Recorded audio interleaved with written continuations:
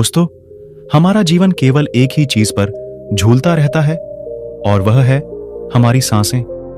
दिन भर में हम हजारों चीजें देखते हैं, सुनते हैं, छोटी मोटी चीजों को पकड़ते भी हैं और उस पर विचार भी करते हैं।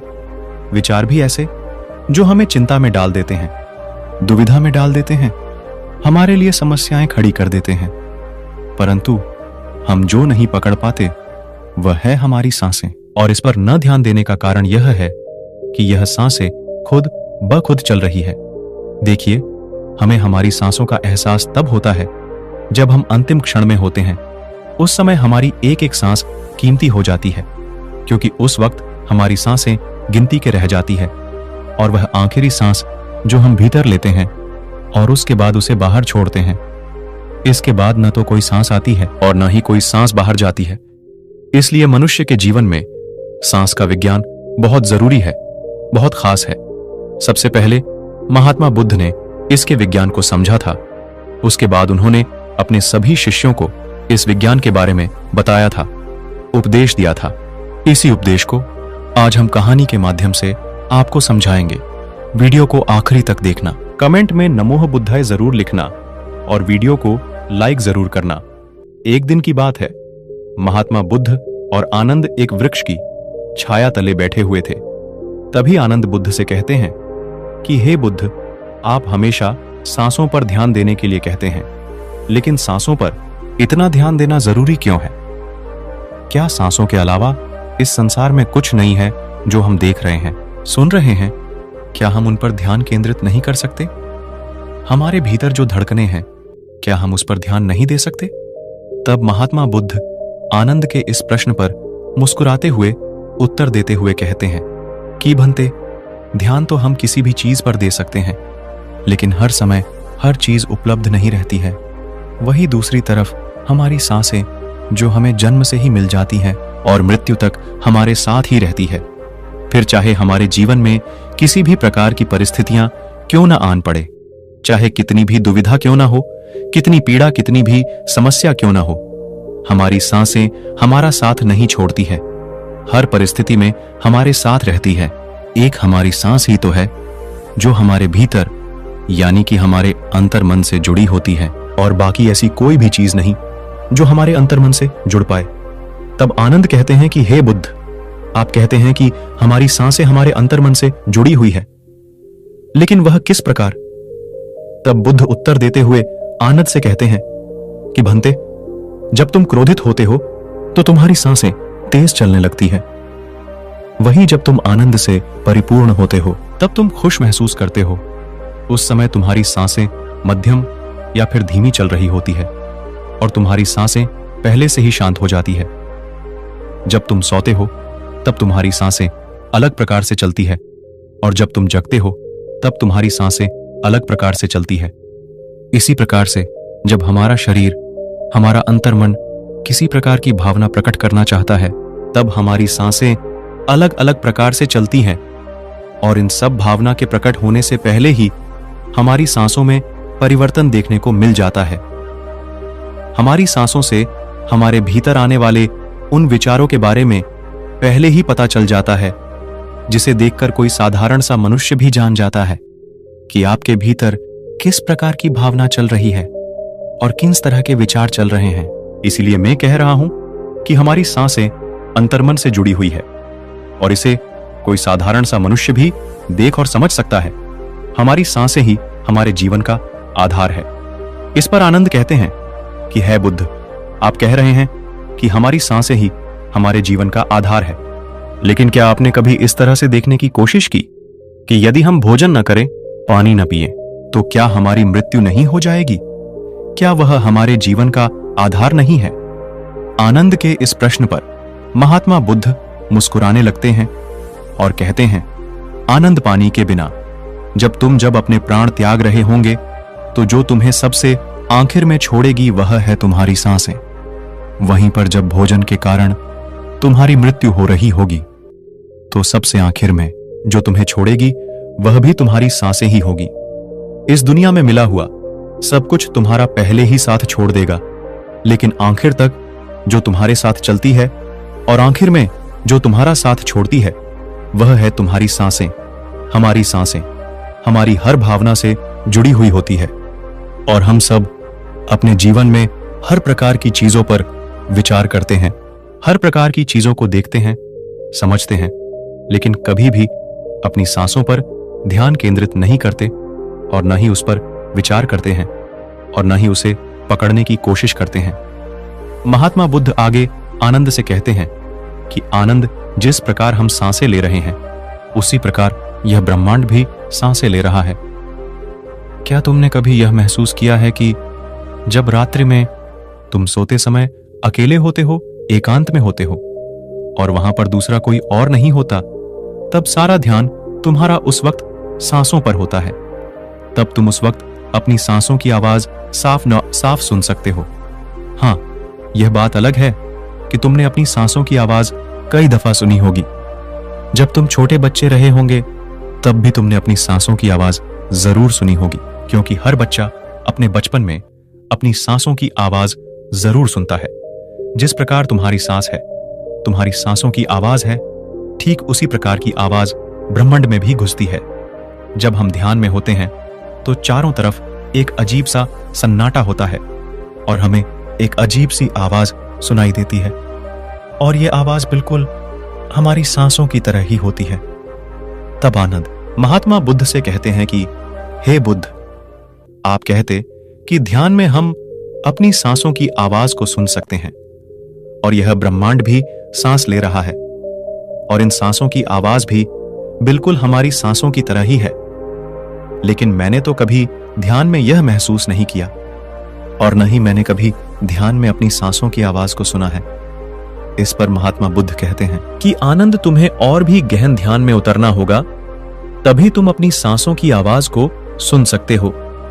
यह ब्रह्मांड जो सांसें ले रहा है, उसकी आवाज से खुद को जोड़ पाओगे।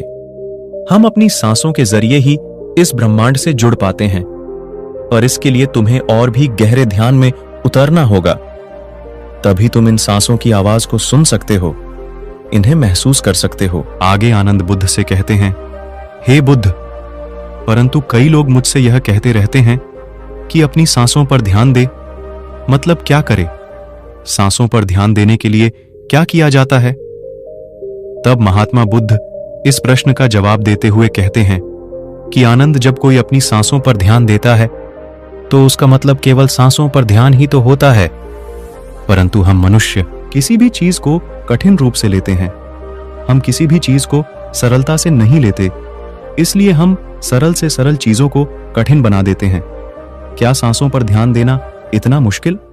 हमारी सांसें तो स्वयं चल रही है, बस आपको उस पर ध्यान ही तो केंद्रित करना है। वो जैसे भी चल रही है उसे चलने दी, बस अपना ध्यान अपनी सांस पर लगाओ। वो कब अंदर जा रही है, कब बाहर आ रही है, बस इतना ही तो करना है। आपके ध्यान के केंद्र में वहां भी सांसें ही होनी चाहिए। यदि वास्तविकता देखी जाए तो यह भी सत्य है कि हमारे पूरे जीवन काल में हमारी सांसें ही हमारे केंद्र में होती हैं। इन सांसों के इर्द गिर्द, अर्थात इसके चारों ओर ही सब कुछ चलता रहता है। फिर वह चाहे आपके विचार हो, दुख हो, दर्द हो, रोना, चिल्लाना, प्रेम, ईर्ष्या, क्रोध, दया, करुणा, फिर वह चाहे किसी भी प्रकार की भावना क्यों ना हो, बस आपको अपनी सांसों पर ध्यान केंद्रित करना है और इन सभी विचारों को देखते जाना है और देखते ही देखते तुम इसमें निपुण हो जाओगे। फिर चाहे तुम्हारे इर्द गिर्द कुछ भी क्यों ना हो, तुम्हारा ध्यान केवल तुम्हारी सांसों पर ही होगा और अंत में तुम सत्य ही देख पाओगे। और तब तुम्हें इस बात का एहसास होगा कि तुम तो सांस नहीं ले रहे, सांस तो तुम्हारा शरीर ले रहा है और मैं तो कोई और हूं। मैं तो न सांस हूं और न ही शरीर हूं, मैं तो कुछ अलग ही हूं, मैं तो कुछ और ही हूं। जैसे किसी व्यक्ति की जब याददाश्त चली जाती है तो वह भूल जाता है कि वह कौन है, ठीक उसी प्रकार तुम्हें भी सत्य का ज्ञान हो। जब हम खुद से पहली बार मिलते हैं, वहीं से हमारी यात्रा शुरू हो जाती है कि मैं कौन हूं। तब आनंद बुद्ध से कहते हैं कि हे बुद्ध, मैंने मान लिया कि जब हम ध्यान में होते हैं तो उस वक्त अपनी याद दाश्त खो बैठते हैं। लेकिन यदि कोई ऐसा व्यक्ति है जो अपनी याद दाश्त नहीं खोता, उसे अपने बारे में कुछ याद रहता है, फिर वह भला अपने आप से क्यों बोलेगा कि मैं कौन हूं? उसे तो सब कुछ याद है। इसके जवाब में महात्मा बुद्ध आनंद से कहते हैं, भंते वास्तव में हम जो भी है वह इस समाज द्वारा बनाया गया है। हमारा नाम, हमारा धर्म, हमारी परिभाषा, हमारे सोचने और समझने का तरीका भी हमारे समाज द्वारा ही दिया गया है, और यह सब जोड़कर ही हमारी पहचान बनती है, और हम जीवन काल तक इसे ही अपनी पहचान मानते हैं। लेकिन जैसे जैसे हम अपनी सांसों से जुड़ते चले जाते हैं, वैसे वैसे ही हम अपने भीतर मुड़ते जाते हैं, अपने अंतर तक पहुंचते हैं और अपने शरीर से दूर होने लगते हैं। इस समाज ने जो भी हमें सीख दी है, जो हमें समझ और विचार दिए हैं, उसके अनुसार हमारा शरीर ही हमारे लिए सब कुछ है। लेकिन जब हम ध्यान में उतरते हैं और खुद को पहचानते हैं, तो हम सबसे पहले अपने शरीर से ही दूर होते हैं, और देखते ही देखते इस समाज के द्वारा दी गई हमारी सारी पहचान हमारी आंखों के सामने हमें झूठी लगने लगती है। और जैसे जैसे हम इस झूठी पहचान से दूर होते जाते हैं, हमारे सामने एक प्रश्न खड़ा हो जाता है। इस पर आनंद महात्मा बुद्ध से कहते हैं कि बुद्ध, वो कौन सा प्रश्न है? तब तथागत कहते हैं कि वह प्रश्न है, मैं कौन हूं? अगर मेरी पहचान यह नहीं है तो मैं फिर कौन हूं? मैं क्या हूं? और यही वो पहला प्रश्न है जिस प्रश्न के कारण हमारे भीतर यह जिज्ञासा उठती है, खुद को पहचानने की तड़प उठती है। यही सबसे सही सवाल भी है, और यहीं से हमारी यात्रा शुरू होती है, खुद को जानने की, खुद को पहचाने की। और इस यात्रा में शुरू से लेकर अंत तक जो हमारा साथ देती है, वह है हमारी सांसें। तभी आनंद महात्मा बुद्ध से कहते हैं कि हे बुद्ध, आखिर हमारी सांसें खुद को पहचाने में हमारी मदद कैसे करती है? इस यात्रा में यह हमारा साथ कैसे देती है? तभी महात्मा बुद्ध आनंद को समझाते हुए कहते हैं कि भंते, तुमने कई प्रकार के मार्ग देखे होंगे और उनके बारे में सुना भी होगा। तुमने यह भी सुना होगा कि उस मार्ग पर चलना है, उस मार्ग से भटकना नहीं है। परंतु यह समझ नहीं आता कि आखिर वह मार्ग कौन सा है, क्योंकि इस दुनिया में कई प्रकार के मार्ग हैं, और उनमें से कई मार्ग हमने देखे भी हैं। और मान लीजिए कि यदि आपने नहीं भी देखा, तो उन मार्गों पर आपको तो चलना ही है, क्योंकि यह वही मार्ग है जिन पर चलकर हम अपने मंजिल तक पहुंच सकते हैं, जो हमें हमारी आंखों से दिखाई पड़ते हैं। लेकिन हमारे अंतर में जो मार्ग है, वह हम में दिखाई नहीं पड़ता। इस पर आनंद महात्मा बुद्ध से बड़े ही जिज्ञासा से कहते हैं कि हे बुद्ध, अगर हमारे अंतर का मार्ग हम में दिखाई ही नहीं पड़ता, तो हम उस पर कैसे चल सकते हैं और अपनी मंजिल तक कैसे पहुंच सकते हैं? तभी महात्मा बुद्ध इस प्रश्न का जवाब देते हुए कहते हैं कि क्योंकि आनंद, यह मार्ग हमारी सांसों से बना है, और तुम्हें अपनी सांसों पर ही चलना होता है। क्या तुमने गौर किया है कि हम जिंदगी भर यहां वहां की यात्रा करते रहते हैं, कौन कौन से मार्ग पर चलते रहते हैं, यहां से वहां घूमते रहते हैं, लेकिन इस धरती पर आप चाहे जितना भी चले हों, आपने बड़ी से बड़ी मंजिल तक का रास्ता भी तय किया हो, लेकिन वास्तविकता तो यह ही है कि यह कोई यात्रा नहीं है। यात्रा तो वह है जब आपने जन्म लिया और पहली सांस ली, और जिसकी आखिरी मंजिल आपकी आखिर सांस अर्थात मृत्यु है। हमारे जन्म से ही हम सांसों के माध्यम से अपने जीवन को जीते हैं, अपने जीवन की यात्रा में आगे बढ़ते हैं, और सांसों से ही आपके भीतर की यात्रा भी चलती है।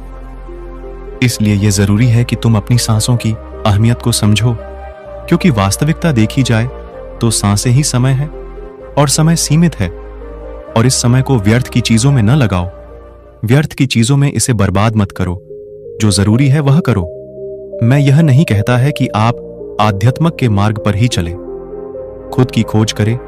आप बाहर के जीवन में भी बहुत कुछ कर सकते हैं, लोगों के लिए, समाज के लिए, और भी बहुत कुछ जो आप करना चाहे वह सब आप कर सकते हैं।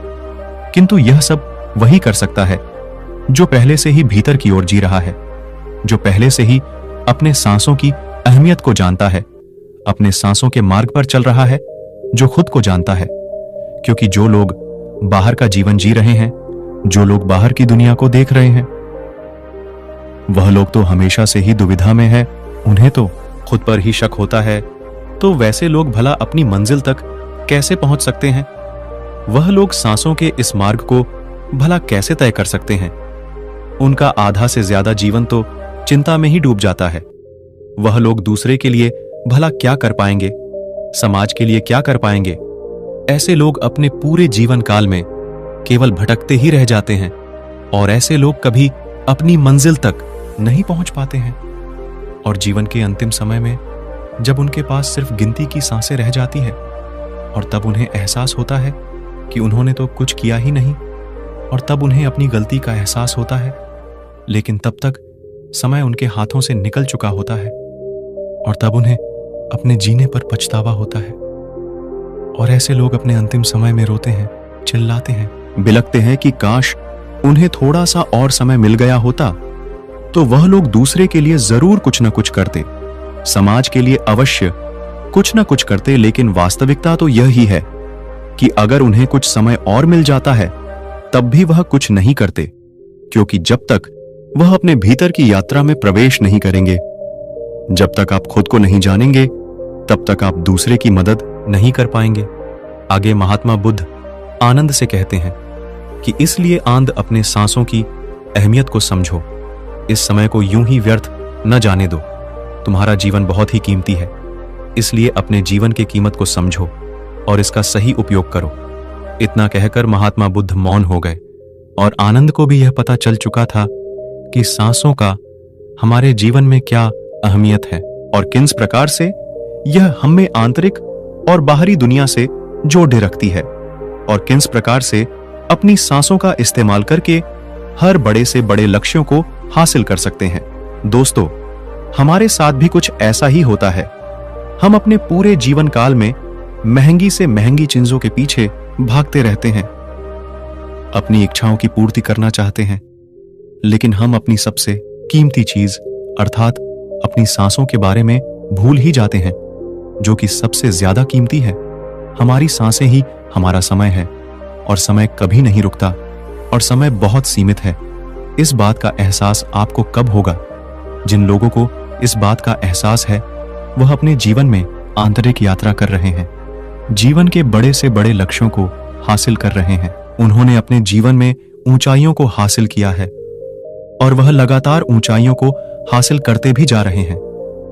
लेकिन अधिकांश लोग अब भी भटके हुए हैं। उन्हें यह समझ नहीं आ रहा कि यह समय हमारे साथ हमेशा नहीं रहने वाला। आज नहीं तो कल हमारी सांसें खत्म हो जाएगी और हमें इस शरीर को छोड़ना ही होगा। हम कितना भी रोए, चीखे, चिल्लाए, उससे कोई फर्क नहीं पड़ेगा। हमें और समय नहीं मिलेगा, इसलिए अपने समय की कद्र करें, अपने सांसों की कद्र करें, अपने आप को समझे और सही मार्ग पर चले।